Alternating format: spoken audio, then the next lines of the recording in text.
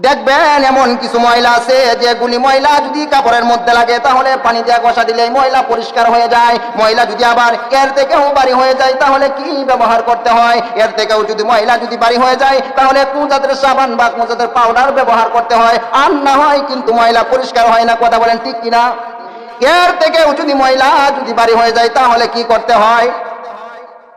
গরম পানি দিয়া ব্লিচিং পাউডার দিয়াও যদি ময়লা যদি পরিষ্কার না হয় তাহলে আমরা কি করি?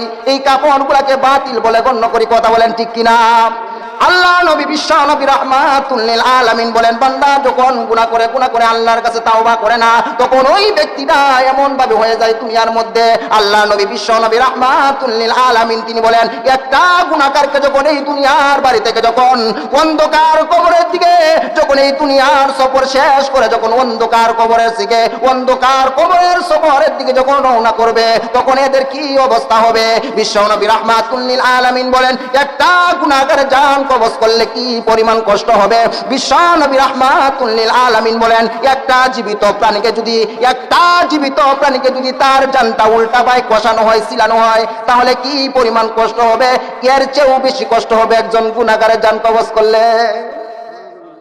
আল্লাহ চিন্তা করেন, একটা গুনাহগারের জান কবজ করলে যদি এই পরিমাণ কষ্ট হয়, আল্লাহ নবী বিশ্ব নবী রাহমাতুল লিল আলামিন বলেন, গুনাহগারের জান কবজ করলে যদি এই পরিমাণ কষ্ট হয়, এরপরে বিশ্ব নবী রাহমাতুল লিল আলামিন তিনি বলেন, একটা জান্নাতি ব্যক্তি জান কবজ করলে কি পরিমাণ কষ্ট হবে? এইটাও তিনি এক হাদিসের মধ্যে বিশ্ব নবী রাহমাতুল লিল আলামিন বলেন, একটা নেককার জান কবজ করলে কি পরিমাণ কষ্ট হবে? বিশ্ব নবী রাহমাতুল লিল আলামিন তিনি বহু উদাহরণ দিয়েছেন। এর মধ্যে একটা উদাহরণ হলো, সন্তান যখন বাবার কুলে যায় বা বাবা যখন সন্তান মার কুলে যায় যেরকম ভাবে সন্তান টের পায় না, আজরাইল যখন বান্দাকে জান কবজ করানো হবে ওই দিক দিয়ে জান্নাতের চিত্রটা ওই ব্যক্তির চেহারার দিকে ধরানো হবে, তখন ওই ব্যক্তির সামান্য পরিমাণ কষ্ট হবে না।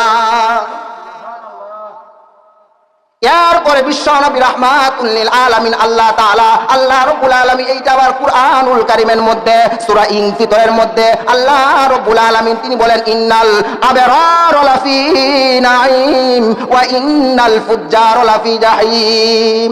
যারা নেক কাজ করবে আল্লাহ পাক রব্বুল আলামিন তিনি বলেন, ইন্নাল আবরার লাফি নাঈম, নিশ্চয় ইন্না শাব্দিক শব্দের অর্থ নিশ্চয় যারা নেক কাজ করবে আল্লাহ রাব্বুল আলামিন এদেরকে পুরস্কার দান করবে, জান্নাত নামক আল্লাহ পাক রব্বুল আলামিন দান করবে।